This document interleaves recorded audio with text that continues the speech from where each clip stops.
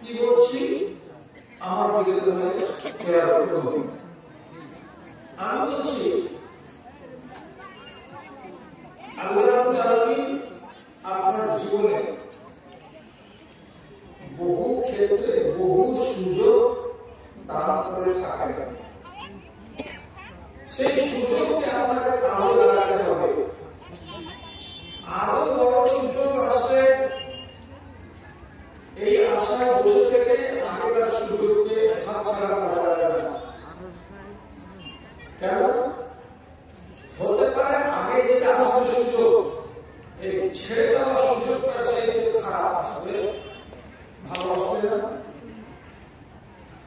তখন আমি আফসোস করবো যে হায় সে সুযোগটাকে কেন হাতছাড়া করেছিলাম। তার জন্য কোরআন কারিমে একাধিক আয়াত আছে যে মুসলমান যে ক্ষেত্রেই হোক না কেন নিজের জীবনে যখন সুযোগ আসবে ভালো সুযোগকে হাতছাড়া হতে দেবে না, ভালো সুযোগকে গ্রহণ করবে এবং তাদের থেকে লাভবান হতে চেষ্টা করবে। উদাহরণ কি দেব? ইমাম গাজ্জালী রাহমাতুল্লাহ আলাইহি একজন বড় আলেম হয়েছেন। তিনি তার নিজের কিতাবের ভিতরে লিখেছেন, এটা মিসাল দিচ্ছে, একটা উদাহরণ দিচ্ছে শুধু। তিনি বলছেন যারা যৌবনকালে আল্লাহর ইবাদত করে না তারা সুযোগকে হাতছাড়া করে। এরা একদিন পস্তাতে হবে, এরা একদিন আফসোস করতে হবে। মিসাল কি দিয়েছেন উনি? নিজের ছাত্রগুলোকে বলছে, আমার ছাত্ররা তোমরা এই কথাটা ভুলিও না যে আজকে অবহেলা করে ইবাদতকে ফেলে রাখা আর একদিন যে তুমি পস্তাবে না তার উদাহরণ তোমাদেরকে দিচ্ছি। কি দিবেন হুজুর ওস্তাদজি? উনি বলছেন রাইতো কাসীরাম মিনান নাসে, আমি বহু মানুষকে দেখেছি নিজের চোখে যারা বসে বসে নামাজ পড়ছে, হয়তো বাচ্চা পড়ছে, হয়তো টুলে বসে বসে নামাজ পড়ছে, কিন্তু বেচারারা সাজদা দিতে পারে না। এখানে বসে বসে ইশারা করে রুকু করছে আর বসে বসে ইশারা করে সাজদা করছে, কপালটা জমিনে যায় না। তাকে জিজ্ঞেস করো, বাবুজি আপনার কপাল জমিনে যায় না, সিজদা যেমন দিতে হয় ওরকম সিজদা হচ্ছে না আপনার দ্বারাই, তা আপনার এই নামাজটা জিটা হচ্ছে তো? জিটা হচ্ছে? ওকে জিজ্ঞেস করলে তো ঠান্ডা মিলা যায়। যদি তুমি এই কথাটা জিজ্ঞেস করো আর বুকটা ফেটে চুরমার হয়ে যাবে, চোখ দিয়ে বছর পানি বেরিয়ে আসবে। কেন? দুধের স্বাদ হলে জীবনে মিটে না। সেজদার মানে হলো কপালখানাকে জমিনে রেখে দেওয়া। আল্লাহ রাব্বুল আলামিনের সবচাইতে বেশি নিকটবর্তী হয় বান্দা কখন? যখন তার কপালখানা জমিনে পড়ে যায়। বেচারি ক্ষমতা শরীরে নাই যে কপালখানাকে জমিনে লাগাই, আর দূরে দূরে রেখে রেখে সুবহান রাব্বিয়াল আযা পড়ে সেজদা আদায় করে, তো বুক ফেটে যাচ্ছে, ফেটে যায়। তাকে জিজ্ঞেস করো যৌবনকালে কি করছিলেন? তখন তো কপালটা যেত, তখন কপালটাকে নিয়ে যখন নিলেন সেটায়, তখন অবহেলা করেছিলেন না, সুযোগটা হাতছাড়া করেছো। আজকে দেখো সুযোগ তোমার সামনে বয়স আছে কিন্তু আর ওই সুযোগটা নেই, শরীর চলে না, তো কপাল মেজেতে চায় না। ইকবাল কি বলেছিলেন? কবি রে হাকিকতে মুনতাজির নজরা লিবাস মজাজুমে কে হাজার সজদে তড়প রহে মেরি জমিনে নিয়াজুমে। আল্লাহ তুমি আমার সামনে দেখা দাও আমার এই ফাটা চূড়া কাপড়ে, আল্লাহ আমার গায়ে চিকন চিকন জামা কাপড় নাই, একটা দরিদ্র মানুষ মানুষ এই ভাঙা পোশাকে, এই ছিলা পোশাকে আমি তোমাকে ডাকতে আছি, যদি তোমাকে দেখতে পেতাম তোমার কপালে হাজার হাজার সিজদা লুকিয়ে আছে, আমি সব সিজদাকে ঘর ঘর ঘর ঘর করে বের করে দিতাম। সুযোগ হাতছাড়া করলে কষ্ট হবে না? কিয়ামতের দিন আল্লাহ রাব্বুল আলামিন একটা সাধারণ অর্ডার করবেন একবার, সারা পৃথিবীর যত মানুষ আছে সমস্ত মানুষের জন্য দেওয়া, আপনি আমি দেশবাসী ছেলে মেয়ে নর নারী সবার জন্য একটা অর্ডার হবে কিয়ামতের দিন। এই একটা অর্ডার, কি অর্ডার হবে? ইয়াউমা ইউশাফু আন সাকিন ওয়া ইউদআউনা ইলা সুজুদে ওয়া হুম লা ইস্তাতিউন। কিয়ামতের দিন রব্বুল আলামিন তার নিজের পবিত্র পায়ের পিণ্ডলিটাকে খুলে দেবেন, আর তারপরে কোটি কোটি মিলিয়ন মিলিয়ন মানুষের সামনে পাখানাকে যখন উলঙ্গ করে রব্বুল আলামিন দেখাবেন, আর তারপরে বলবেন, হে দুনিয়ার মানুষেরা, এটা হলো আমার পা, আমি তোমাদের রব, আমি তোমাদের মালিক, আমার পাখানাকে সামনে দেখতে পেয়ে তোমরা এখন সাজদায় পড়ে যাও, আমি দেখতে চাই কতটা তোমরা আমার প্রতি শ্রদ্ধাশীল, এখনই এখনই জমিনে পড়ে যাও। সবাই পড়বে সাজদায়, সবাই বলতে হবে, হবে না। তারপরে রব্বুল আলামিন বলেছেন, খাশিআতান আবসারুহুম তারহাকুহুম যিল্লাহ ওয়া ক্বাদ কানু ইউদউনা ইলা সুজুদি ওয়া হুম সালিমুন।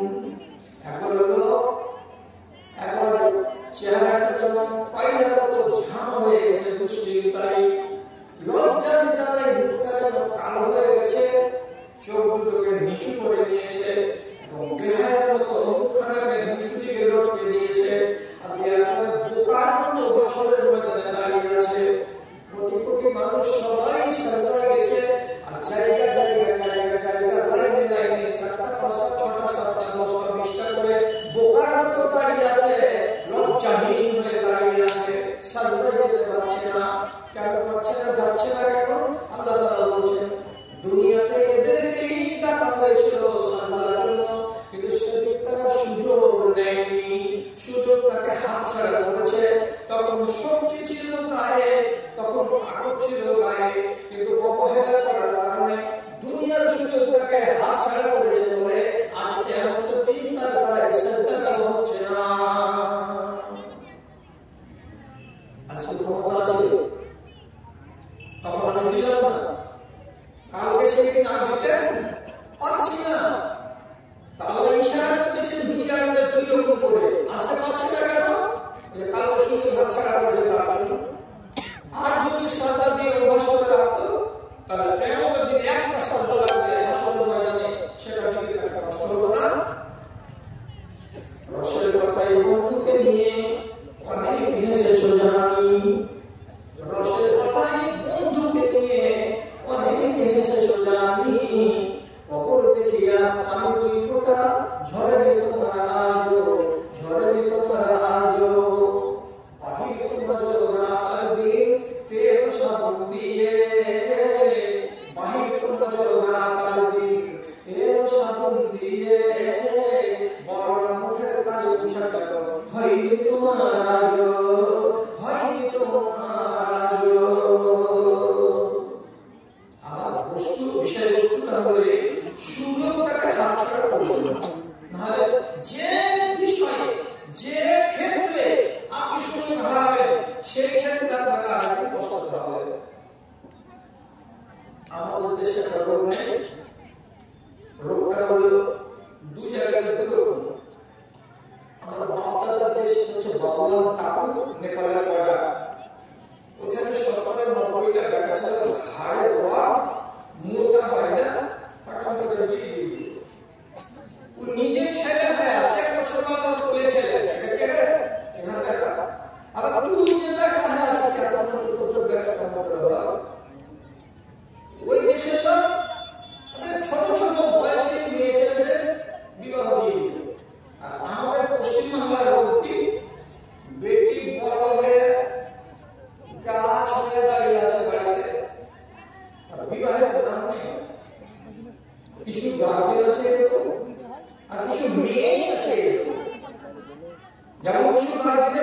কি মেট্রিকটা পাস করলো, মেট্রিক পাস করলে তো কমসে কম 16 বছরে, আর এখনকার সময়তে কয় বছরে বেড়েছিল বালিক ভাই? আগেকার যুগে 16, 17, 18, 19 বছর হয়ে গেলেও মেয়ে ছেলেদের শরম ভাঙেনি, আর বুঝতে পারা যায়নি যে এরা সাবালিকা হয়েছে। আর এখন 9 বছর বয়স হয়নি, আপনি দেখবেন যে তারা সাবালিকা হয়ে বসে আছে, তাদের গায়ে সাবালিক হওয়ার লক্ষণ। এটা হচ্ছে যুগের তাড়না। আর মানুষের মনের ভেতরে যত তাড়াতাড়ি জৈবিক চাহিদা তৈরি হবে, তত তাড়াতাড়ি মানুষ সাবালিক হবে। এগুলো দেখছে সবাই, এগুলো দেখছে সব অনেকে, এগুলো দেখে দেখে দেখে দেখে মানুষ তাড়াতাড়ি তাড়াতাড়ি সাবালিক হয়ে যাচ্ছে।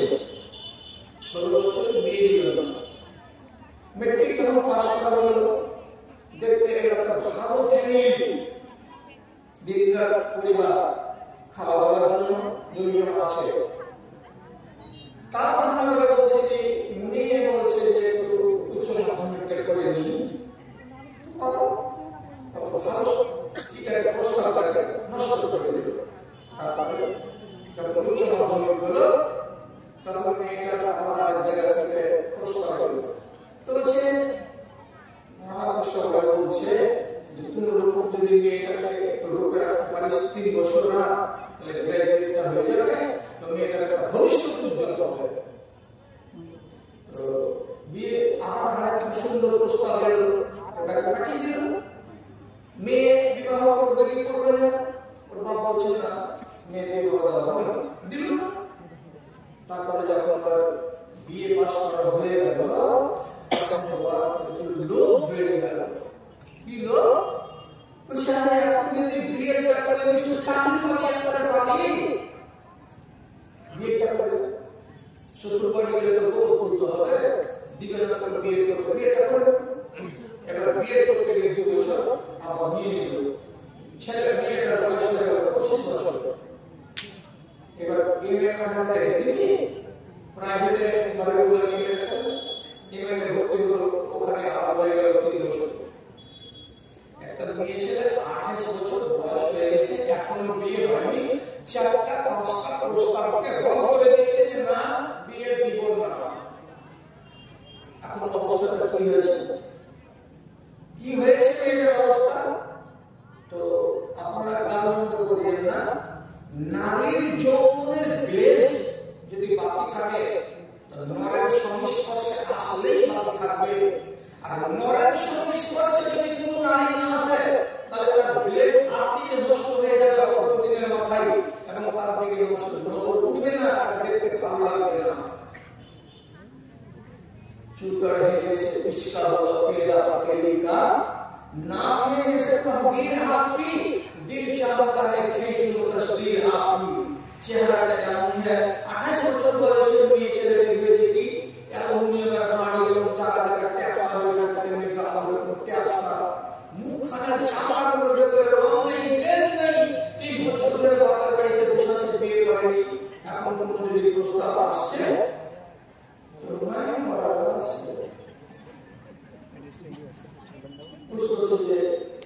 এটা কি করে কি না করে, স্ত্রীদের মরে গেছে, আবার দ্বিতীয় বিয়ে করবে। তখন বলছে আমার বেটিটা কুমারী, আর তার বিয়ে দিব এমন একটা বেটা ছেলের সঙ্গে যে যার 2টা বাচ্চা এখনো আছে, স্ত্রী মারা গেছে, দিবি না তো কি করবি? আমাদের শেষ আমাদের ভাষা আছে যে ভাগ্যের কথা পেলে মনে হলে আসল দিনের সময় চলে গেল, তোমার মেয়ে সাবালিকা হয়েছিল, তখন তার বিয়ে দেওয়া, কিন্তু তখন বাপ এমন তুমি নির্লজ্জ, সামান্য লাভ দেখতে গিয়ে একটা মেয়ে ছেলের যৌবনকে নষ্ট করেছো, কে খেসারত দেবে? রাসূলুল্লাহর হাদিসে আপনি বিবরণ দেখালেন, রাসূল পরিষ্কার ভাষাতে বলেছেন 3টি জিনিসে বেটি ছেলে কি 3-4টা বেটি ছেলে এখানে গাল করছে, খালা একটু দেখে তো কোন ওই বেটি ছেলেটি দেয়া দশার মুখে এক চাপটা করে মারতো, আওয়াজ মনে আসছে করে বেটি ছেলে। রাসূলুল্লাহ বলছেন না পড়ে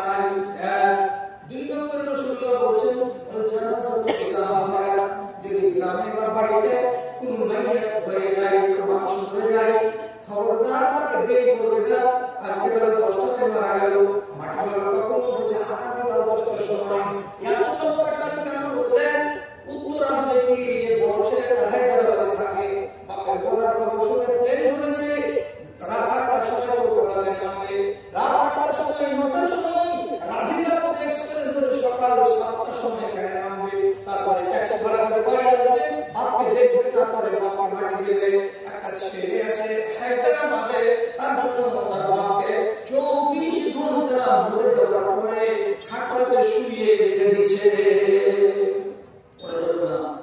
কেন জানো না? ইমাম তিরমিজি সাফ করে হাদিসটা নিয়ে এসেছেন, যদি নেককার হয়, যদি নেককার মানুষটা হয়, তাহলে তাড়াতাড়ি তাকে তারা আরামের জায়গায় পৌঁছে দাও। এটা হলো তার কবর, জান্নাতের ঘর। জান্নাতে যেতে আটকে রেখেছো কিসের জন্য? তুমি হলে নরধম। তারপরে তিনি 2 নম্বর কারণ দিয়ে বলছেন, লোকটা যদি জালিম হয়, মক্কর হয়, শুকর হয়, বাগিবাজ হয়, লম্পট হয়, সে যদি বদ্দিন হয়, তুমি জানো এই লোকটা মরার পরে সে কবরে আরাম পাবে না, জাহান্নামে তাকে যেতেই হবে। তাহলে একটা নরধম, একটা কবরে যাওয়ার পরে জাহান্নামে হবে।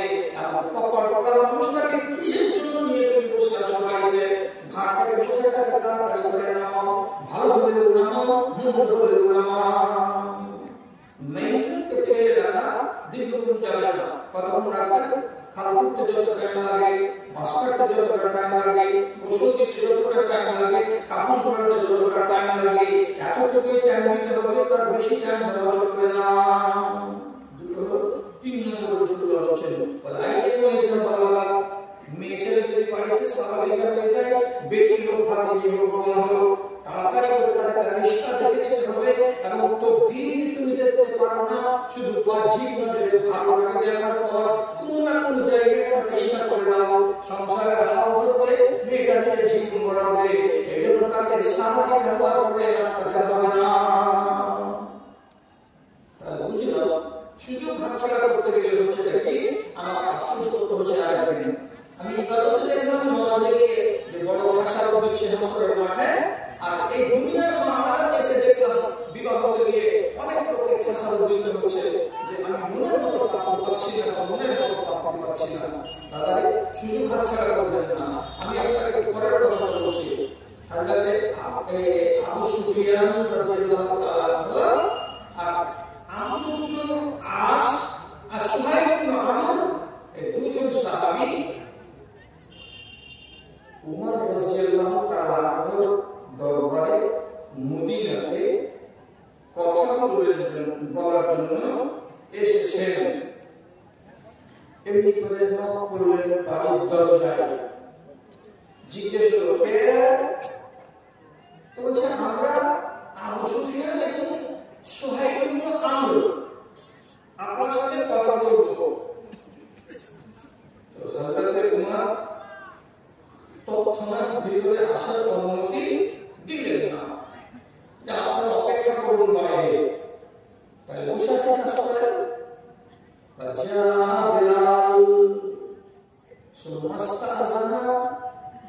তার 15 মিনিট পরে কোন দিক থেকে হাঁটতে হাঁটতে হযরত বিলাল এসে হাজির হলেন।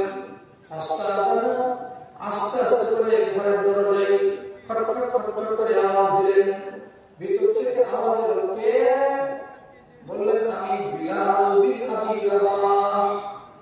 যেমনি বিলাল নামটা শোনা, খারাজা উমরুল মুতাহাল্লিলান, হযরত উমর সাথে সাথে বাড়ির ভিতর থেকে হাসতে হাসতে হাসি মুখে বেরিয়ে চলে এলেন। কপাটখানা খুলে বাইরে এসে হযরত বিলালের ঘাড়ে হাত দিয়ে বন্ধুর ঘাড়ে যেমন মানুষ হাত দেয়, ওরকম করে তার ঘাড়ে হাত চাপিয়ে দিয়ে একটা দুটো করে দুইজনে হাঁটতে হাঁটতে ভিতর দিকে চলে গেলেন। আগে অনুমতি কে চেয়েছিল? আবু সুফিয়ান এবং সুহাইল ইবনে আমর, ওরা গাছের তলায় বসে আছে। আর আধা ঘন্টা পরে বিলাল এসে তখন তিনি অনুমতি পেয়ে গেলেন। আর উমর রাদিয়াল্লাহু তাআলা তার ঘাড়ে হাত রেখে ভালোবাসা দেখাতে দেখাতে ভিতরে নিয়ে গিয়ে গল্প করতে লাগলেন। জায়গা শুনবে, আপনার জায়গা শুনবে। যদি খালি এখানে ভান্ডারি দিয়ে এলাম করে দেন যে আগে এই গ্রামের লোকেরা তোমরা ভান্ডারি দিয়ে খেয়ে নাও, তারপর তখন তোমরা আসবে অমুক গ্রামের লোকেরা, তাহলে তো ভান্ডারি টাকা ফাটকার মশানটা ভেঙে ফেলে দেবে। তোমরা আগে খাবে, আমরা পরে খাবো, মানে সইবে না মানুষ। এত বড় কাণ্ড করছে যে আমরা বসে আছি আধা ঘন্টা থেকে, আর পরে এলো বিলাল আর একে ডেকে নিয়ে ভিতরে চলে গেল। থামতে না পারে আবু সুফিয়ান জিন্দেগি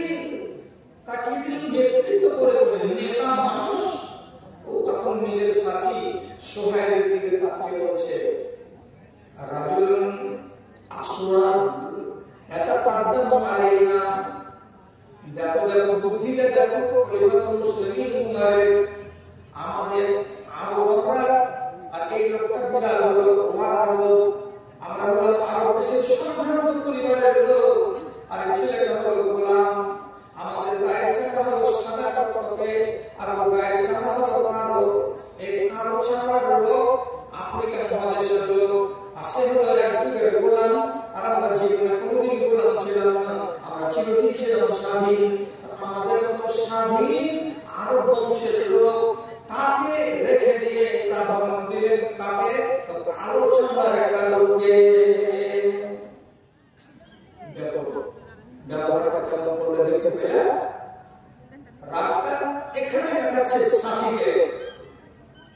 সুহাইল ইবনে আমর বড় চালাক মানুষ এবং জাহেলিয়াতের যুগে ছিল বক্তা, কঠিন ভাষণ দিতে পারে এবং পলিটিশিয়ান, অত্যন্ত জ্ঞান রাখত মানুষের সাথে কি করে চলতে হয়, বলতে হয়, এবং অবস্থাকে ট্যাকেল করার আল্লাহ তাআলা তাকে যোগ্যতা দান করেছিলেন। ইসলাম কবুল করেছে, করার পর আজকে এই ঘটনা হচ্ছে। তখন সুহাইল ইবনে আমর আবু সুফিয়ানকে বলছে, ইন্নাহু বাদারা ইলাল্লাহি ওয়া রাসূলিহি ফানাল কবুলিয়াতা। হে আবু সুফিয়ান, বেশি ঠেসা ঠেসা করিও না, বেশি ট্যান ট্যান করিও না, চুপচাপ বসে থাকো। যখন ডাকবেন না তখনই যেতে হবে। আমাদের দুইজনের আগে চলে গেল বিলাল, তার জন্য দুঃখিত হওয়ার কি আছে, আপত্তি করার কি আছে? কেন হযরত বিলাল তার রবের ডাকে তাড়াতাড়ি সাড়া দিয়েছে। তাড়াতাড়ি সাড়া দেওয়ার কারণে তার কপালে জনপ্রিয়তা আল্লাহ তাআলা লিখে দিয়েছেন।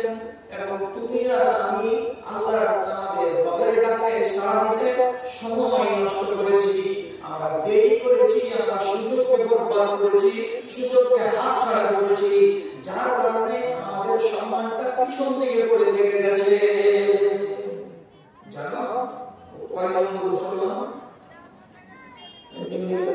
দেখে বুলেটিন বলছে কিন্তু মক্কার প্রারম্ভিক কালে 5 নম্বর মুসলমান, আবার কোন কোন ঐতিহাসিকের মতে 4 নম্বর মুসলমান। তাহলে এ হলো 5ম মুসলমান। কত তাড়াতাড়ি ঈমান কবুল করেছে, হ্যাঁ? আর তুমি আর আমি কবে কবুল করেছি? তো শিখের হিসাবটা মনে রাখবেন। 13 বছর নবীজি মক্কার জীবন কাটিয়েছেন। আবু সুফিয়ান ঈমান আনেনি, সুহাইল ইবনে আমর ঈমান আনেনি। 13। তারপর হিজরত হলো। হিজরত হওয়ার পরে 6ষ্ঠ সালের শেষের দিকে মক্কা যাচ্ছিলেন রাসূলুল্লাহ, আটকে দিল মুশরিকরা, দিব না ঢুকতে মক্কায়। শেষের বেলায় ওই 7ম হিজরি সনে চুক্তি হলো, সন্ধি হলো। কি বলে সন্ধি হলো? সারা দিন মাজা ঘষা করতে করতে করতে করতে সন্ধ্যার দিকে যদি চুক্তিটা হলো, মুসলমানেরা এই কাফেরদের সঙ্গে চুক্তি করছে কি বলে, শুনে দেখেন কেমন লাগে। 1 নম্বর ধারা, মুসলমানেরা আপনারা 1400 জন লোক এসেছেন, এবার আমাদেরকে মক্কায় ঢুকতে দেওয়া হবে না, খালি হাত চলে যেতে হবে। উমরা করবেন বলে এসেছেন, তওয়াফ করতে সুযোগ দেওয়া যাবে না, এবার চলে যাবেন, আগামী বছর আসবেন। 2 নম্বর, আগামী বছর আসবেন, তোমার 3 দিন থাকতে দেওয়া যাবে, এর বেশি মক্কাতে থাকতে দেওয়া যাবে না। 3 নম্বরে বলছেন আসবেন তো আমাদের সাথে অস্ত্র, তরবারি, বড় লাঠি, সোনা এগুলো থাকবে না, খালি হাতে আসবেন, আর খালি হাতে এখান থেকে দোয়া করে চলে যাবেন। 3 নম্বর। 4 নম্বর হলো কি? 4 নম্বরটা কি? এই সময় মাঝখানে যদি কোনো একটা লোক আমাদের মক্কা থেকে মদিনা চলে যায়, ফিরিয়ে দিয়ে দিবেন আমাদের লোককে। আর কোনো একটা লোক যদি মদিনা থেকে ফিরিয়ে চলে যাচ্ছে মক্কায়, তাহলে আমরা সেই লোককে ফিরিয়ে দেব না। হ্যান্ডে শর্ট বানায়, কোনো লোক মক্কা থেকে মুসলমান ফিরিয়ে দিয়ে মদিনা চলে যায় তো তুমি ফিরিয়ে দিবা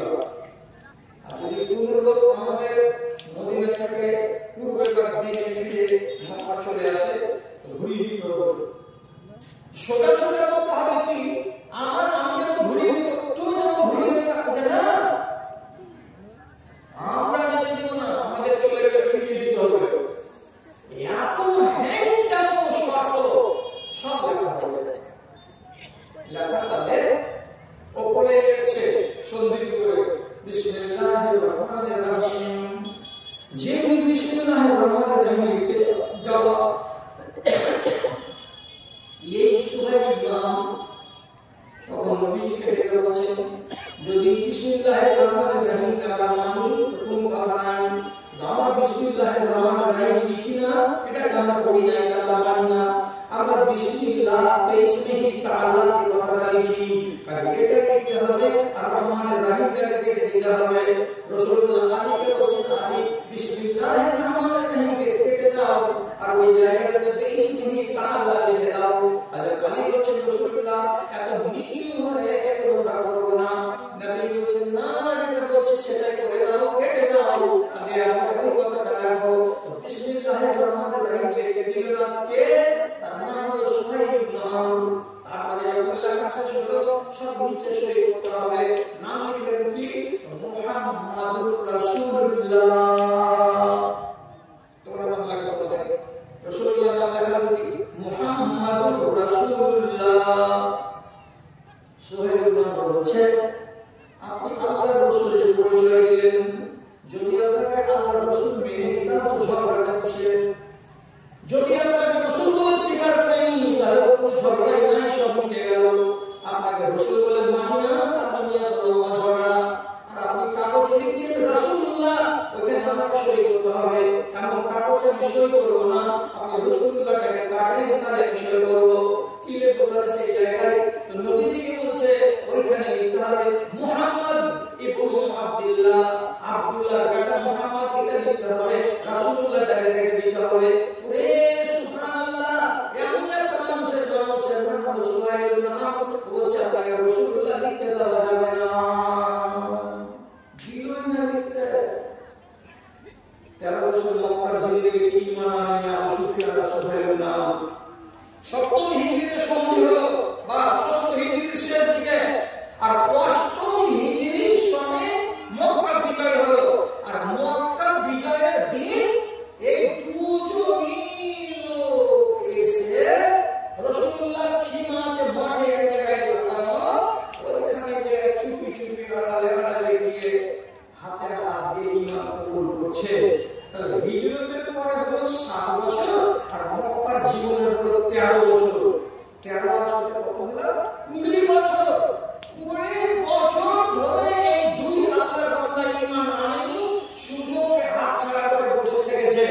আর হযরত বিলাল রাদিয়াল্লাহু তাআলা আনহু রাসূলুল্লাহ যেদিন নিজেকে নবী বলে প্রমাণ করলেন, তারপর তিনি ঈমান কবুল করে 5জন মুসলমান ব্যক্তি হলেন।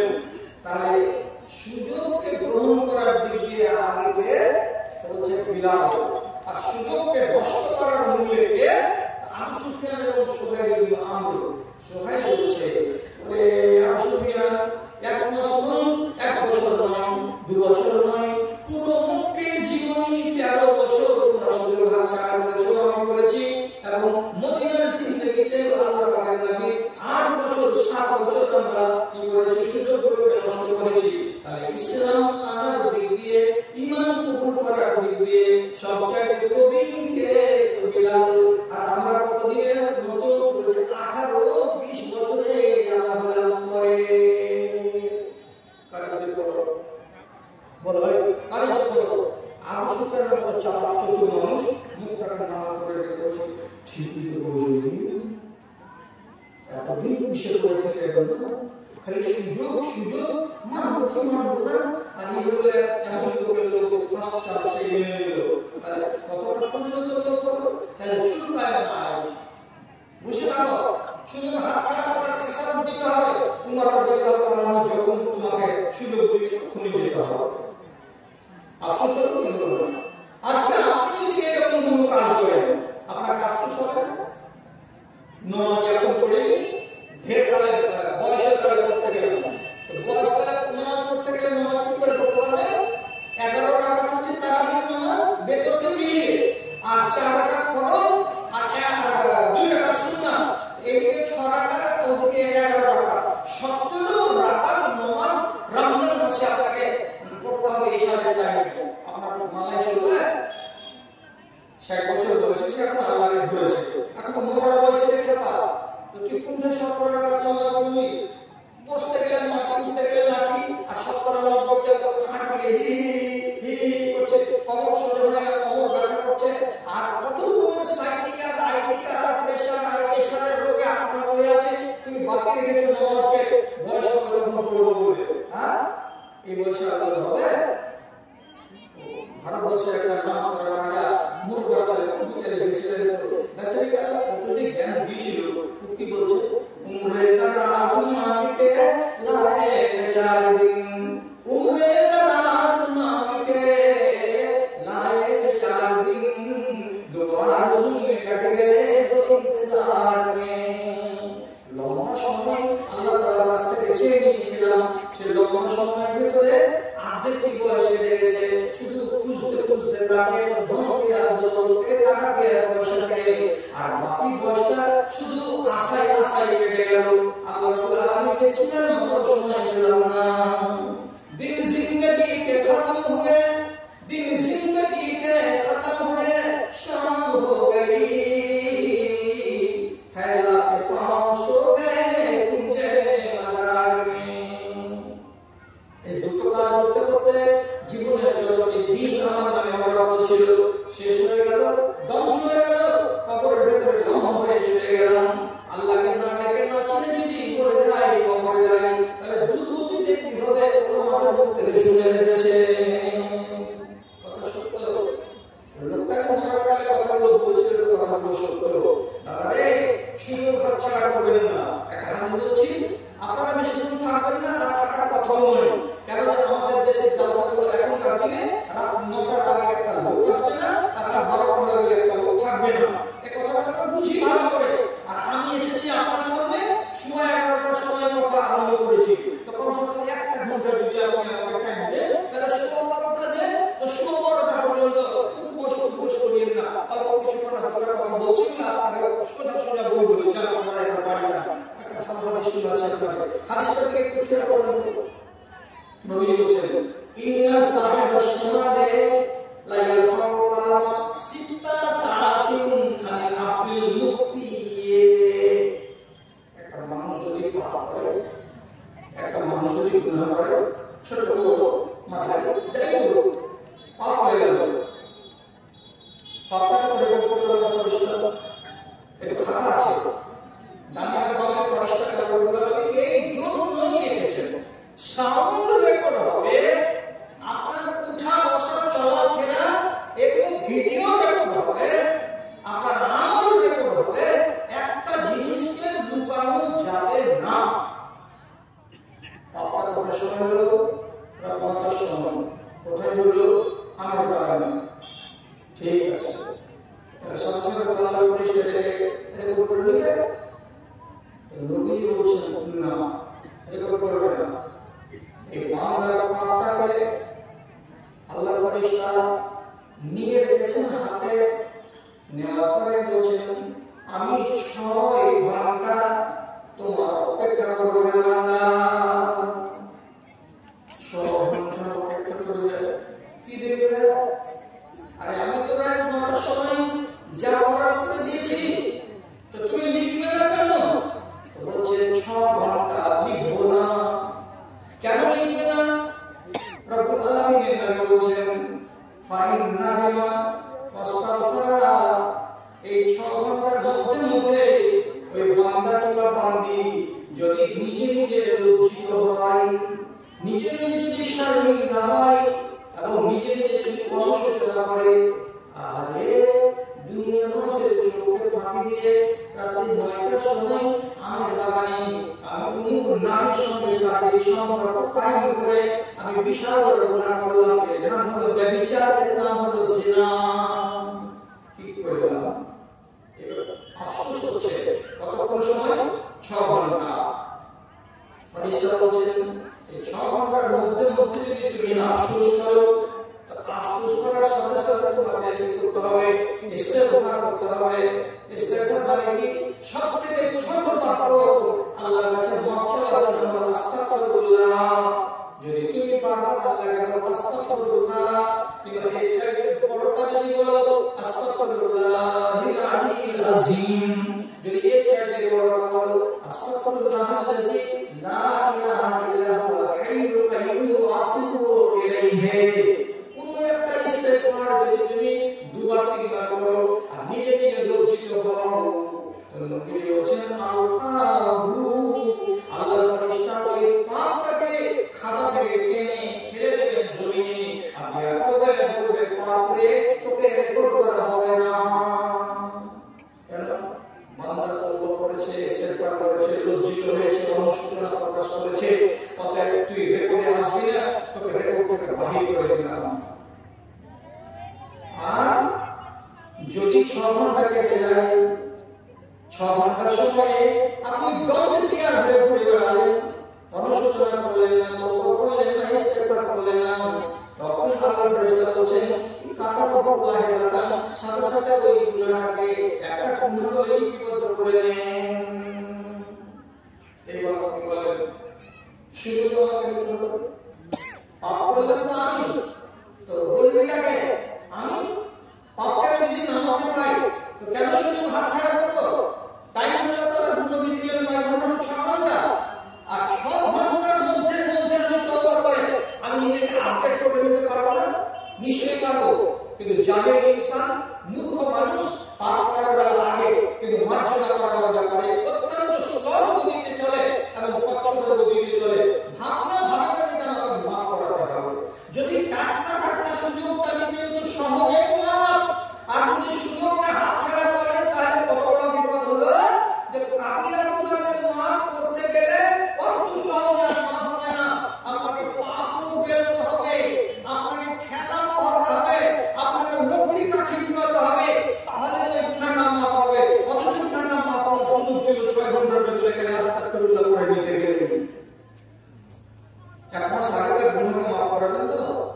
মদ খাওয়া, সুদ খাওয়া, মেয়ে ছেলের সাথে গলত ধান্দা করা, যত রকমের বড় গুনাহ আছে, এটাকে যদি মার্জনা করাতে হয় গুনাহ মার্জনা হবে, কিন্তু টাটকা করতে গেলে এই লাভ আর বাসি করতে গেলে এই ক্ষতি। আপনি এখন যদি বলেন 2022 সালের জানুয়ারি মাসে কলেজে পড়তে অমুকের সাথে এই কাজ করেছিলাম, আল্লাহ মাফ করে দিও, অত সহজে বেটা আল্লাহ মাফ করে দিও, টাইম পার হয়ে গেছে। এখন তোমাকে যদি ওই গুনাহ মাফ করাতে হয় তো লোককে বেশি করতে হবে। কি করবো আল্লাহজি? বলে কাঁদতে হবে বেশি, বারে বারে তওবা করতে হবে বেশি, একবার করে হবে না, 10 বার করতে হবে তওবা। আর শুধু হাঁটতে নয়, তোমাকে সালাতুল হাজাত দরকারের নামাজ নিয়ত করে পড়তে হবে 2 রাকাত, এবং মসজিদে যেতে হবে। কখন?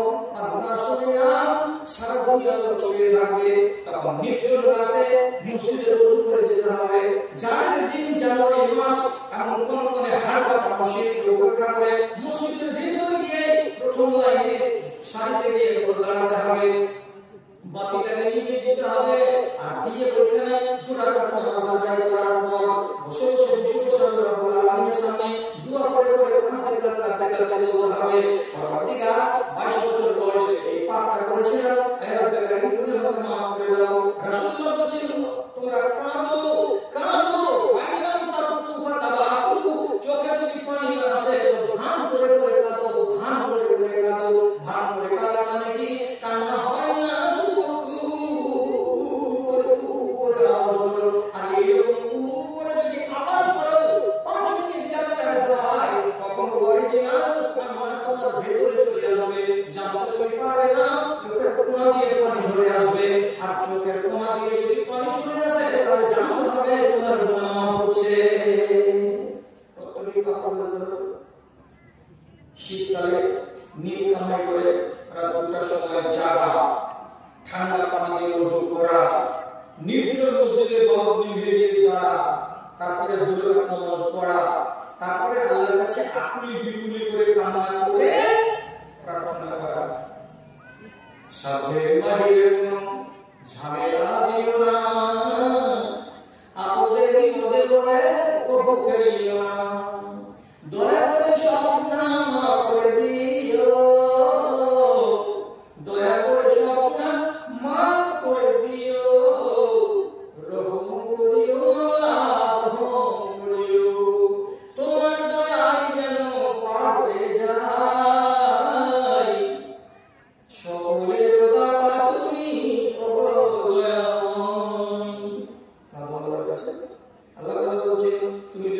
এরকম করে ডাকতে পারো, আমার নাম হলো রহিম, আমার নাম হলো গফুর, আমি মাফ করে দেই। তারপরে নবীজি বলছেন যদি তোমার সন্দেহ জাগে হলো কি হলো না, আরো বড় সুযোগ নিতে হবে। যদি যেতে পারো কাবা প্রাঙ্গণে কালো ঘরের কাছে, কালো ঘরের পূর্ব দিকের দেয়ালে একটা উঁচাতে একটা দরজা আছে, তার নাম মুলতাজাম। মুলতাজামে হাত রেখে চোখের পানি ঝরিয়ে আল্লাহকে বলো, রব্বে কারীম 30 বছর বয়সে অপরাধ করেছিলাম, আল্লাহ তুমি আমাকে মাফ দাও। ওই জায়গায় তুমি বান্দা যদি হাত রেখে কাঁদে, আল্লাহ রাব্বুল আলামিন গ্যারান্টি দিয়েছেন তোমার কথা শোনা হবে এবং তোমার গুনাহকে মাফ করে দেওয়া হবে। তুমি যদি সেখান থেকে আরো একটু আগে যেতে পারো, 7 চক্কর দেওয়ার পরে শেষের বেলায় মারওয়া পাহাড়ের উপরে দাঁড়াবে, আর 7 চক্করের শেষে মারওয়া পাহাড়ের উপরে দাঁড়িয়ে কাবাকে সামনে করে চোখের সামনে করো, আর করার পরে হাত তুলে তুলে দাঁড়িয়ে দাঁড়িয়ে দোয়া করো। সেইখানে যদি দোয়া করতে পারো তাহলে তোমার সাথে মার্জনা হতে পারে। তাহলে ইন্ডিয়া ছেড়ে দিয়ে ইন্ডিয়ার বাইরে যেতে হচ্ছে আমাকে একটা গুনাহ মাফ করাবার জন্য, আরাফার মাঠ যেতে হচ্ছে, মিনার মাঠে কাঁদতে হচ্ছে, কাবার দেয়ালের চক্কর দিতে হচ্ছে, আর মুলতাজামে হাত রেখে কাঁদতে হচ্ছে, মারওয়া পাহাড়ের উপরে গিয়ে কাবাকে সামনে করে দোয়া করতে হচ্ছে। তাহলে আশা করা যাচ্ছে যে আমার গুনাহ মাফ হচ্ছে। আপনি শুধু ছাড়বেন, হাত ছাড়া করবেন তো আপনি পাপ করবেন তো কে বলবে? 6 ঘন্টা যে কি করছিলেন? 6 ঘন্টা মুখে কুম্ভ দিয়ে পান ভরে দিয়ে কিচির করে চাকা সরকার বদল করে দিল পাচ্ছে, মানুষের মুখ দিয়ে একবার দিয়ে আস্তাগফিরুল্লাহ হয় না। আর রাসূলুল্লাহ বলছেন আমার তো গুনাহ করা কিছুই নেই রে বাবা, অথচ সারাটা দিনের ভিতরে আমি 100 বার করে আস্তাগফিরুল্লাহ পড়ি, আবার জোর করে সুবহানাল্লাহ। রাসূলুল্লাহ আস্তাগফিরুল্লাহ বলছেন কয়বার? 100 বার। আমরা 5 বার দিতে না, কবে আসতে হবে? সুযোগটাকে হাতছাড়া করতে গেলে আরেকদিন পস্তাতে হবে। ছোট যুবক ছেলে মেয়ে আছে, শুধু আল্লাহর বিরোধিতায় এদের দিন কাটছে। যত মেয়ে ছেলে আছে যুবতী, ধর্মের ব্যাপারে সব বেজার, ধর্ম কাঁদছে এদের কাছে, কাঁদছে। একটা বেটি ছেলেকে দেখবেন এত শয়তানি বুদ্ধি করছে, অথচ তার গায়ে আছে বোরকা আছে, মুকুদাম বাজারে ছেলের হাতে হাত ধরে দিয়ে হাঁটছে। আরে নির্লজ্জ, তোর গায়ে বোরকাটা কিসে? বোরকা গায়ে দিয়ে যদি কোরআন গাড়ি করো তো তোমাকে কে বলবে শরীফ ঘরানার বেটি? আচ্ছা আপনি নিজে বলুন, একটা যুবক ছেলেকে টেনে আনতে এই যুগের একই টাইমে দেখতে পাবেন যে 3টা 4টা 5টা 6টা কোরআন গাড়িতে ডুবে আছে ছেলেটা। কেমন? ফুল প্যান্ট দিয়ে গোড়ালি নিচে পর্যন্ত একদম পাক্কা জাহান্নামের আওয়াজ। ফুল প্যান্ট 3 দিন থেকে পরে আছে, পেশাবের পানি নেই না, মুখ লেগে আছে ফুল প্যান্টে, একদম পাক্কা নালায়েকি কাজ, পেশাবকে নিয়ে বেড়াচ্ছে। অথচ সেই হাদিসের ভিতরে আছে যে বাড়িতে পিয়ালাতে মুখ থাকবে সেই বাড়িতে রহমতের ফেরেশতা ঢুকবে না। অনেক মানুষ পারে না, রাতের বেলায় পিয়ালাতে পেশাব করে, সকালবেলায় ফেলে দিতে হবে, ফেলে দিয়ে বাসনকে সাফ করে আবার রাখতে হবে। রাসূলুল্লাহ পিয়ালা ছিল, রাতের বেলায় তিনি পেশাব করতেন। হাদিসের তর্জমা হলো কি, বাসি মুখকে রেখে দিয়ে আবার তারপরে দিনতে পেশাব করবে, আবার তারপরে দিন পেশাব করবে। পেশাবকে জমিয়ে রাখবে জানালাতে কোনো বাড়ির লোক, তাহলে সেই বাড়িতে আল্লাহর রহমতের ফেরেশতা যাবে না। তোমার ফুল প্যান্টে 5 দিন থেকে মুখ লেগে আছে, তুমি কতটা কুলাঙ্গা বুঝতে পেরেছো? কারণ এখন না তোমার মুখে দেখছি তিরঙ্গা ভরা আছে, এক হারামি কাজ, তিরঙ্গা ছাড়া একটা ছেলে বসে না। তারপরে এই ছেলেটা যদি মাথার চুল দেখতে যাবেন, উপর দিকে একবার মাথার পিছন দিকে আড়ায়, এই কতগুলো শয়তানের শয়তান, কতগুলো কুলাঙ্গা। জামার গায়ে দেখতে পাবেন কোনো না কোনো নায়িকা, কোনো না কোনো নায়কের ছবি, দেখতেই খারাপ লাগছে, জঘন্য লাগছে, অথচ তার কোনো খেয়ালই নেই। আর এরা কত নিচে নেমেছে, কত নিচে নেমেছে। যদি 10টা নৌজওয়ানকে আমার জাতের শেষ আবাদি আপনি দেখতে চান যে এরা কত নোংরা। কোন একটা এক্সপ্রেস ট্রেনের জেনারেল ডিব্বাতে 4 ঘন্টা সফর করেন ওদের সাথে, দিল্লি থেকে বাড়ি আসছে, বোম্বাই থেকে বাড়ি আসছে, গুজরাট থেকে বাড়ি আসছে, নামবে শামসুতে কিংবা মাওলাতে, বেশিরভাগ শামসুদের সঙ্গে মাওলাতে নামবে এই শেষ আবাদি যান। আপনি যদি পাকুড় স্টেশনে আসেন তবে নিজের মুখটাকে নিচু দিকে করে রাখতে হবে সবসময়, ওদের মুখের কথা শুনতে পারবেন না, এত জঘন্য ভাষা বলবে আর এত বেয়াদবি ব্যবহার করে ট্রেনের ভিতরে ওরা করবে, দেখে মনে হবে না যে মুসলমানের বাচ্চা। যৌবনকাল চলে যাচ্ছে, এখন রং করছে। রাসূলুল্লাহ বলেছেন পাঁচটা জিনিসকে আল্লাহর নিয়ামত মনে করো। পাঁচটা জিনিসের আগে বুঝবেন, পাঁচটা জিনিসকে আল্লাহর নিয়ামত মনে করো।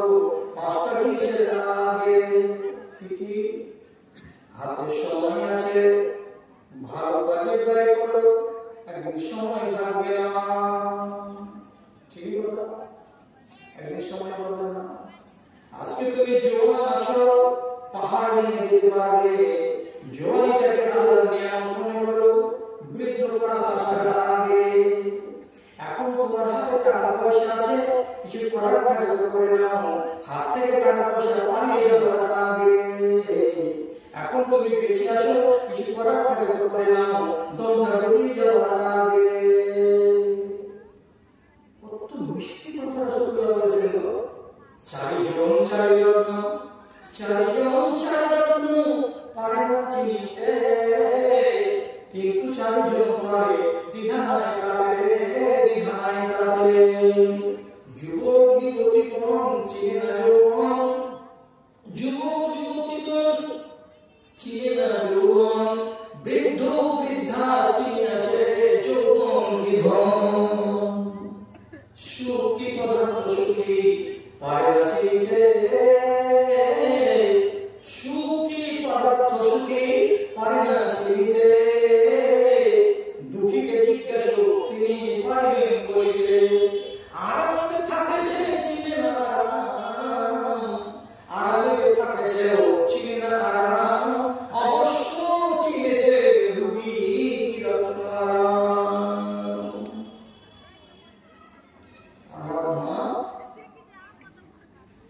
90 বছরের মানুষ, আমার বাপের থেকে বেশি বয়স পেয়েছেন আমার মা, এখনো পেয়েছে। জয়বার বাড়ি যাব তো আমার ওয়াজের 1 নম্বর শ্রোতা হচ্ছে আমার মা, পহিলা শ্রোতা। সব বসে বসে টিপে টিপে টিপে টিপে টিপে টিপে শুনবে। আজকে যেটা শুনলো তারপরের দিন আর একটা শুনবে, মনে থাকো না কি করবো, আজ কিচ্ছু করতে হবে, কাজ হলে শুধু শুনলা আমল করো। আমি তোমাকে 93 বছর বয়সের মানুষকে আল্লাহ তাআলা এত এক্সেস আমল করার জন্য কষ্ট দেয়নি। যেটুকু সাধ্যে হবে সেটুকু করবে। ভুলে গেছি বলে ফরজ যদি ছাড়া করে তো ভাববে, আর ফরজ যদি ছাড়া না করে তো ভাববে না। আমি গেলে খালি বেশি হারার দিকে দেখবে, আমার থেকে বেশি পয়সা আছে, আমার থেকে বেশি পয়সা আছে, যে আমার দেখতে দেখতে খারাপ হয়ে গেল। হ্যাঁ, তো আমি চিন্তা করি যে আমার বয়স কত। জোয়ান ছেলে বুঝতে পারে না যে আমি কোন বয়সে আছি, তো বয়সটাকে আমি কোন কাজে লাগাচ্ছি। একটা সুখী মানুষ বুঝতে পারবে না যে দুঃখ কাকে বলে। আরেকটা শান্ত শিষ্ট মানুষ যার গায়ে কোনো রোগ নেই, ও বুঝতে পারে না যে রোগ কাকে বলে। তার জন্য তো নবীজি বলছেন যে এইগুলো জিনিস তোমরা কি করো, গানিমাত মনে করো। যদি তুমি রোগকে, ব্যথাকে, বেদনাকে বুঝতে না পারো, আবার ক্যান্সার হসপিটালে নিয়ে যাবো। হ্যাঁ, আবার এক রিশতেদারকে নিয়ে গেল ক্যান্সার হসপিটাল টাটা মুম্বাই, এই বড় এখান থেকে মসজিদ পর্যন্ত হবে, এত বড় হসপিটালের বেড 4 সারি। আল্লাহ, আর বলিতে এরকম কি ভরে রেখেছে, আর পেটে এরকম মোটামুটি ভরা আছে, আর কোনখানে কি ভরা আছে, সব ক্যান্সার রোগী।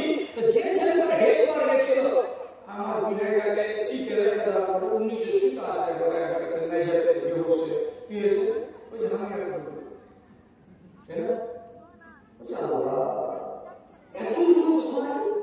আর এইরকম রোগ হয়, কার কোনখানে কি ভরা আছে, কি নলা আছে, কার গলা কাটা, কার পেট কাটা, কার কি কাটা। হে রব্বে কারীম, তুমি আমাকে কত ভালো রেখেছ। ইবনুল জওজি রাহিমাহুল্লাহ একটা বই লিখেছেন, ভারত দুনিয়া। এটা হচ্ছে পরবর্তী যুগের জ্ঞান বাড়াবার জন্য বই, এটা হাদিসের বই নয়।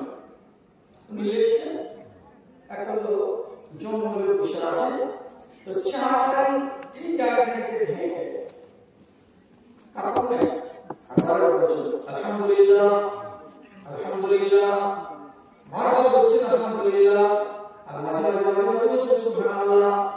একটা সুস্থ মানুষ শিকার করতে করতে জঙ্গলে চলে গেছে, আর যাওয়ার পরে ওই লোকটাকে দেখেছে, দেখার পরে জিজ্ঞেস করে বলছে বাবা তোমার কাপড় কই? বলছে বাবা আমি বাড়িতে থাকি, জঙ্গলে থাকি, কাপড় আমার নাই। আলহামদুলিল্লাহ।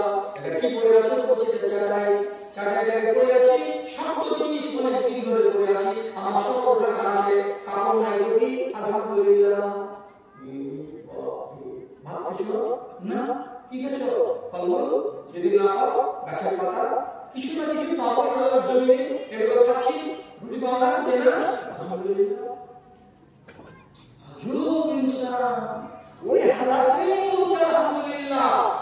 আর একটা খানিক রাস্তা যাওয়ার পরে একটা লোককে দেখতে পাচ্ছে, দুই চোখের কানা চুপচাপ পড়ে আছে, আর আল্লাহ তাআলা শুকরিয়া আদায় করছে। তো বলছে আপনি শুকরিয়া আদায় করছেন কেন? তো বলছে চোখ দুটো নাই, এটা ঠিক কথা, তো মুখ খারাপ আল্লাহ আপনি ঠিক রেখেছেন, মুখ দিয়ে জিকির করতে পারছি, আল্লাহকে ডাকতে পারছি। তবে এমন মানুষ আছে যার মুখটা বন্ধ হয়ে গেছে, আল্লাহ তাআলাকে ডাকতে পারে না। তার জন্য যে ব্যক্তি ডাকতে পারে না, দেখতে পাচ্ছে, আর আমি দেখতে পাই না, আল্লাহকে ডাকতে পারছি, আমার মুখটা চেতন আছে, জাগ্রত আছে, তার জন্য আমি বারবার করে আল্লাহ তাআলার কাছে তাসবিহ করছি, হামদুলিল্লাহ লাগাইছি। অতএব ওই লোকটার সাথে আমি ভালো আছি, তার জন্য মাঝে মাঝে আমি বলছি আলহামদুলিল্লাহ আলহামদুলিল্লাহ আলহামদুলিল্লাহ।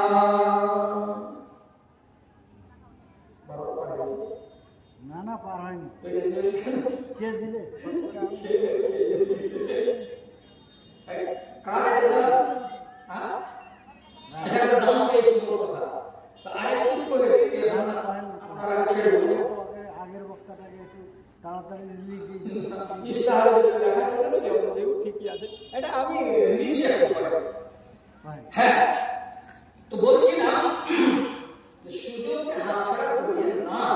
এই কথা বলতে গিয়ে একটি কথা বললাম, একটা শেষের বেলায় হাদিস বলি, আর হাদিসটা বলতে গেলে ইনশাআল্লাহ ঘড়িতে 12:30 বেজে যাবে, তখন আপনারা বললাম আপনারা যেতে পারবেন।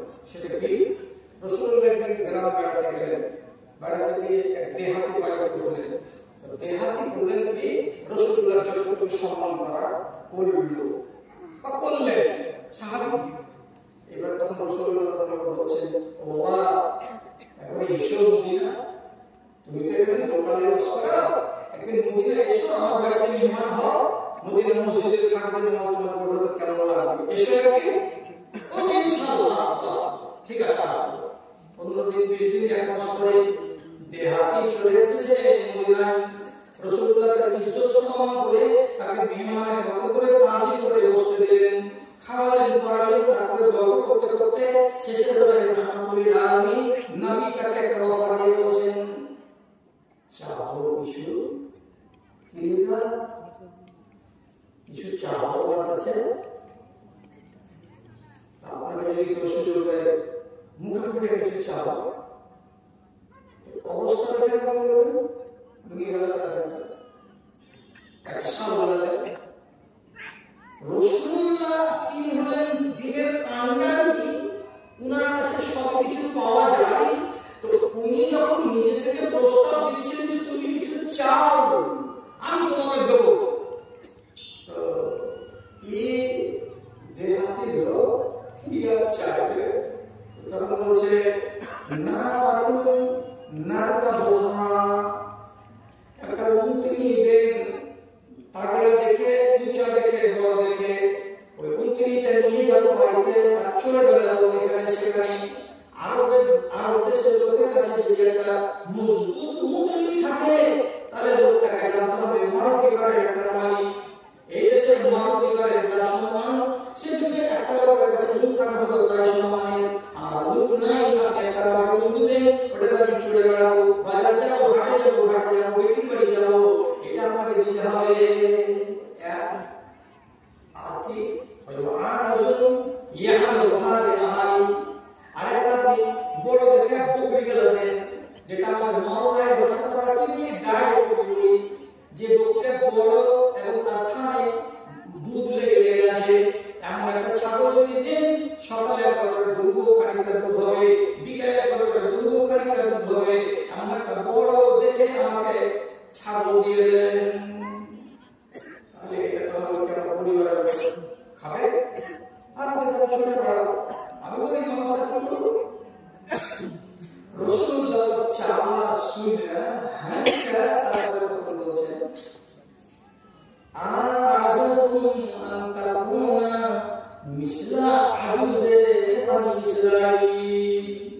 এর খাবাতুল্লাহ তুই যে বেটা ছেলে তো বনি ইসরাঈলের একটা বেটি ছিল সমাজে তোর মাথা নাই নাকি? ওই মেয়ে ছেলেটি যে বুদ্ধি, ওই বুদ্ধির সমান কি তুই বেটা ছেলে বলে তোমার কাছে নাই নাকি? একেবারে ব্যর্থ হয়ে গেলে তুমি ওই মেয়ে ছেলেটির বুদ্ধির কাছে, তার বুদ্ধির কাছে তোমার বুদ্ধির কোনো মূল্য নাই। যতটি ডালে সাহাবী বসেছিলেন তখন চটপটে বলছে বনি ইসরাঈলের বুদ্ধি কেমন কথা বলছে, কি কথা এটা? তখন রাসূল বলছেন বনি ইসরাঈলের বুদ্ধি একটা বিশাল কথা আছে পিছনে, ওই জন্য আমি এই কথাটা বললাম। একে ওই মেয়েটার সমান বুদ্ধি দেয়নি, জানো না তোমরা তবে বনি ইসরাঈলের বুদ্ধিটা কি? এই জন্য জিজ্ঞেস করলাম। তখন নবীজি বলতে শুরু করলেন, কি বলছেন হাদিসটাতে? ফিরআউনের শাসন থেকে বনি ইসরাঈলদেরকে মুক্ত করে নিয়ে যাওয়ার জন্য নবী মুসা এক ঝাঁক বনি ইসরাঈলকে নিয়ে মিশর ছেড়ে চলে যাচ্ছিলেন। যখন গ্রাম থেকে বাইরে বের হলেন, চেনা রাস্তাগুলো আঁধারে পড়ে গেল, একটাও রাস্তা কাউই চোখে পড়ে না। নবী মুসা নিজে বলছেন এই যে এখানে এদিকে সাহায্য করার পরে দিয়ে আমরা কি করবো, ধান গাড়ি যাবো, রাস্তাটা দেখতে পাওয়া যায় না। মসজিদের পিছন দিক দিয়ে এই মাদ্রাসার গোড়া দিয়ে উত্তর দিকে যে যাওয়ার রাস্তাটা আছে, যদি চোখ তুলে তাকাচ্ছি অন্ধকার হয়ে গেছে, রাস্তাটা দেখতে পাওয়া যাচ্ছে না। যেদিকে রাস্তা তাকাই ওদিকে অন্ধকার, রাস্তা কিন্তু আমাদের সামনে স্পষ্ট। মুসলমানদের 10 জন বলছে রাস্তা দেখতে পেয়েছো, বুঝছি না? আরে তোমরা বলো না, রাস্তা বাদে সবই দেখতে পাচ্ছি কিন্তু রাস্তা দেখতে পাই না।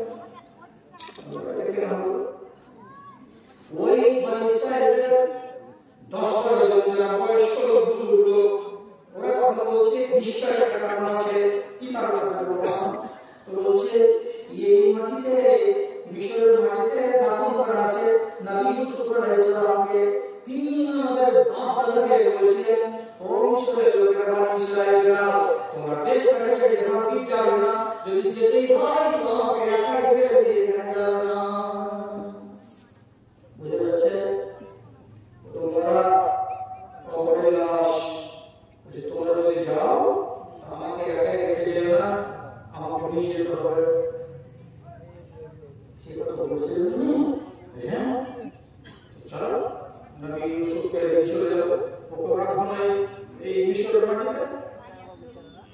ওই কবরটা কোনখানে আছে দেখো। সবটি লোক বলছে যে এর কবর কোথায় আছে আমাদের জানা নাই, কিন্তু ইল্লা আজুজুন, তবে একটা বুড়ি এখানে আছে। বুড়িটার বাড়ি কোন দিকে? এই গায়ের দক্ষিণ মাথায়। বুড়ির কাছে তলে যে বুড়িটার বাড়ি আছে, ওই মায়ের লোকটা কিন্তু জানে নবী ইউসুফের কবর কোনখানে আছে। তখন নবী মুসা আলাইহিস সালাম বলছেন, তোমরা কেউ যাও, আর যাওয়ার পরে তাড়াতাড়ি ওই মেয়ে ছেলেটিকে আমার সামনে ডেকে আনো। যাওয়ার পরে আরে খুশি বুড়ি, আর চামড়া জড়ো জড়ো শরীর, গাল, মুখ, কতদিন থেকে বেঁচে আছে মরনি, টুট করে হাঁটতে হাঁটতে কাকাতে পেরে এসে নবী মুসা আলাইহি বসল। নবী মুসা বলছেন, খালা এখানে কোনখানে নবী ইউসুফের কবর আছে, কবরটা একটু দেখে দিতে হবে। বুড়ি কইছে, কে তুমি? কইছে আমি নবী মুসা। কইছে তুমি নবী? কইছে হ্যাঁ আমি নবী মুসা। লোকটি বলছে আমি তোমরা কি জানো যে নবী? সবটি লোক বলছে জি হ্যাঁ, এটা নবী মুসা, আল্লাহর একটা নবী ইনি। তখন বুড়ি কইছে কবর কোনখানে আছে?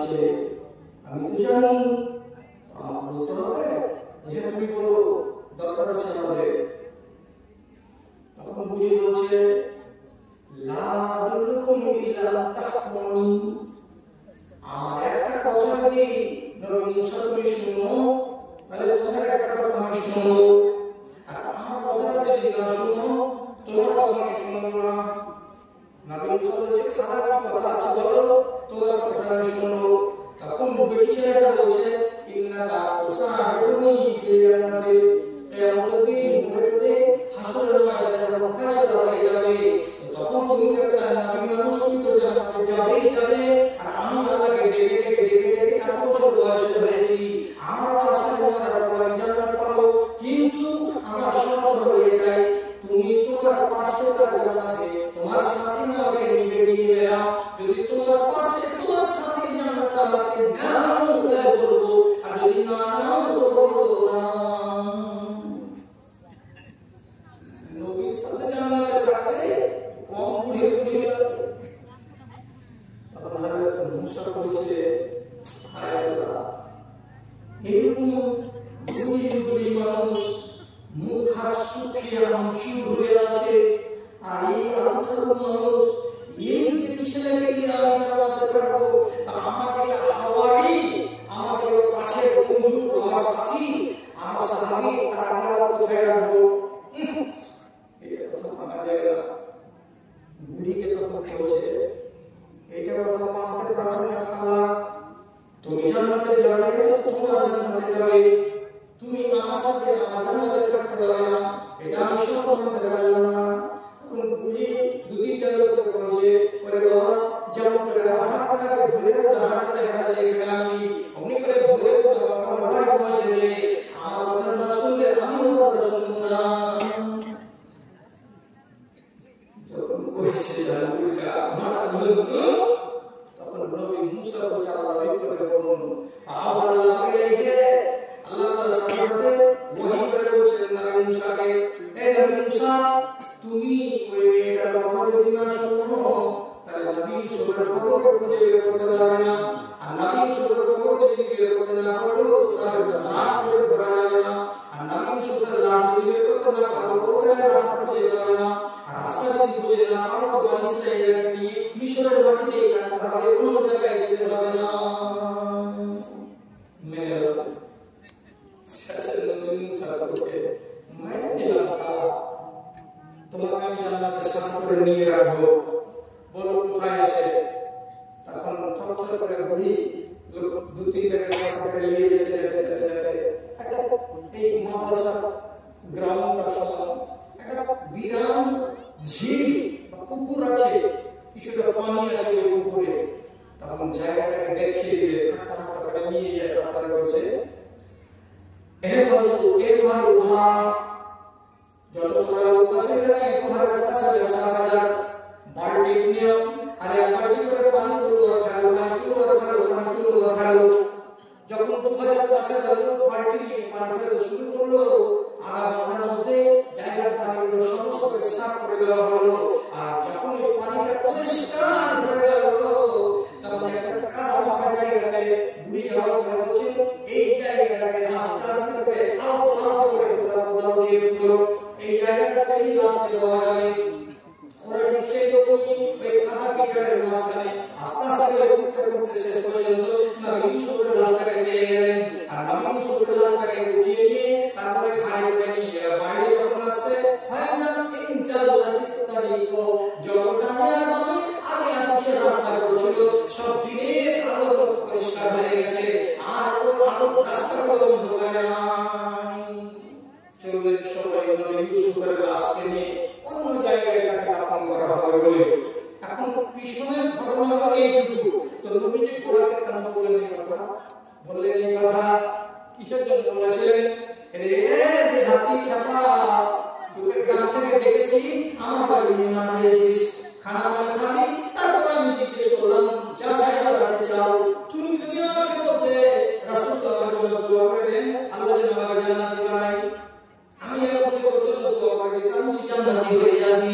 তুই যদি আমাকে বলতি আল্লাহর নবী আপনি আমার জন্য দোয়া করে দেন, আল্লাহ তাআলা যেন আমার এই জিন্দেগিটাকে কামিয়াব বানায় আর আখিরাতের জিন্দেগি যেন আমার কামিয়াব হয়, আমি ওটাই দোয়া করে দিতাম। কিন্তু তুমি এমন ছাপা বুদ্ধু বুঝে তোর ওদিকে চোখ গেল না, নিজের জান্নাতটাকেও ছেড়ে দিতে পারলি না, চাইলেই তো চাইলে আমার কাছে কি চাইলেই বলছে একটা উট দাও আর একটা বকরি দাও। দেখলে বুড়িকে জান্নাত আদায় করে নিলেন মুসার কাছ থেকে, তুই নিতে পারবি না জান্নাত আমার কাছ থেকে, সুযোগটাকে খেপা হাত ছাড়া করে দিল।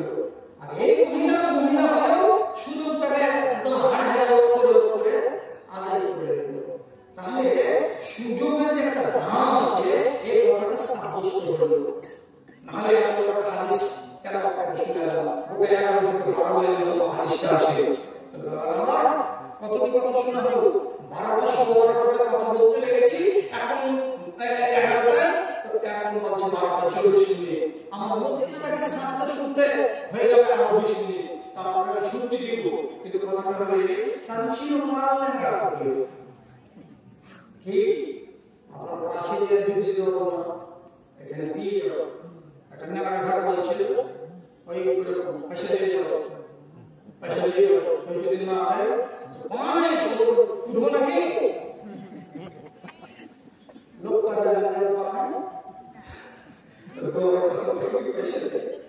আমি বললাম কি আমি শেষের বেলাতে লোকের কাছে টাকা চাই, আমি কোনোদিনই লোকের কাছে 1000 টাকা চাই না বিদায়ের টাকা। আমি শুধু এইটুকু বলি যে আগেকার বক্তা তার আগের বক্তা যত টাকা ছিল সব উঠিয়ে দিয়েছে।